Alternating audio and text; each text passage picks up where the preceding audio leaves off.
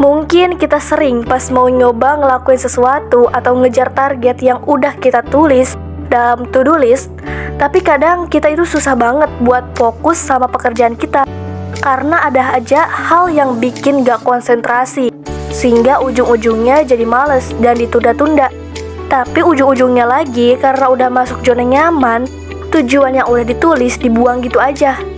Lalu gimana sih cara fokus dan konsentrasi?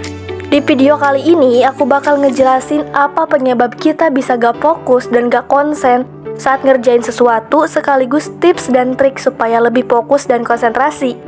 Jadi tonton video ini sampai habis dan jangan lupa klik dulu like dan subscribe dan nyalakan juga loncengnya untuk mendapatkan notifikasi video-video upgrade mindset selanjutnya. Nah, sebelum mikir tips dan triknya, kita perlu tahu dulu nih, penyebab yang bikin kita nggak fokus dan konsentrasi itu apa?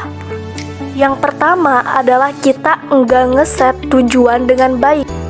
Misalkan tujuan itu terlalu tinggi bagi diri kita atau tujuannya samar-samar, jadinya bingung saat berproses atau sama sekali nggak punya tujuan jangka panjang. Biasanya orang-orang yang nggak punya tujuan bakal bingung kalau ditanya tentang rencana masa depan. Coba deh kamu tanyain ke diri kamu, dalam 10 tahun ke depan, kamu membayangkan diri kamu akan jadi apa? 10 tahun ke depan, seberapa bergunanya kamu bagi diri sendiri dan orang lain? Kalau misalkan kamu mikirnya kelamaan buat jawab ini, atau diri kamu gak bisa jawab sama sekali dengan spesifik dan terukur, maka kemungkinan besar kamu belum ngeset tujuan kamu dengan baik. Jangan sampai jawaban kamu terkesan ngawang gitu. Contohnya, aku mau sukses, aku mau kaya, intinya 10 tahun lagi aku mau bahagia. Jadi itu maksudnya gimana? Yang dimaksud kaya itu gimana? Yang dimaksud bahagia itu gambarannya gimana? Nah, jadi ini kan kurang spesifik ya. Kita gak bisa ngejelasin kaya itu apakah saat punya uang 10 juta, ataukah saat punya uang 100 juta, 1 miliar. Dan karena kurang spesifik, akhirnya bingung sendiri. Kita bakal sulit buat tentuin langkah-langkah menuju ke tujuan itu karena kita gak tahu mau kayanya dengan cara apa. Apakah dengan cara berbisnis, dengan cara bekerja, atau dengan cara berinvestasi. Jadi kita harus bikin dulu goal atau tujuan yang jelas. Jadi buatlah goal yang kalau bisa sih sespesifik mungkin. Bener-bener detail ngejelasinnya, tujuannya terukur dengan jelas alias bisa diukur dengan angka, bisa tercapai alias gak terlalu tinggi, realistis, dan time bound, yaitu ada batas waktunya kapan kamu harus mencapai tujuan itu. Penyebab yang kedua yaitu overthinking. Ini emang masalah yang umum banget dialami banyak orang. Saat ingin fokus ke suatu hal yang ingin dikerjakan, tapi pikirannya kayak berisik terus, kayak ngerasa ragu, cemas, dan sebagainya. Dan ketika overthinking terjadi, kita malah terlarut sama pikiran negatif kita. Sampai akhirnya, hal yang mau kita lakuin malah gak jadi dilakuin. Gejalanya biasanya cemas, ragu, gak pede, dan mudah ke distraksi atau dikacaukan oleh pikiran-pikiran negatif tentang masa depan, kayak takut gagal, takut dibully, takut dihina, dan lain sebagainya. Penyebab yang ketiga, kita gak ngerti cara untuk fokus dan konsentrasi.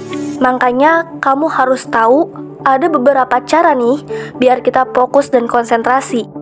Yang pertama, seperti yang udah dijelasin tadi, yang bikin tujuan.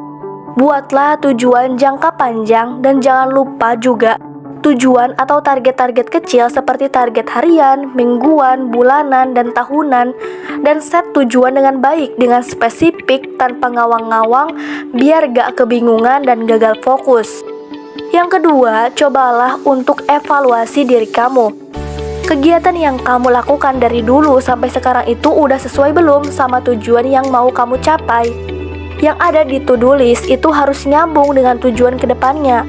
Misal kamu mau jadi YouTuber, tapi sehari-harinya kamu gak ngedit video, gak pernah nontonin video di YouTube yang setipe dengan video rencana kamu, gak pernah mempelajari cara bekerja algoritma YouTube, jangan berharap kamu bisa sampai ke tujuan kamu itu dengan cepat. Apalagi kalau yang dilakukan sehari-hari berlawanan dengan langkah-langkah yang harus kamu lakukan menuju tujuan.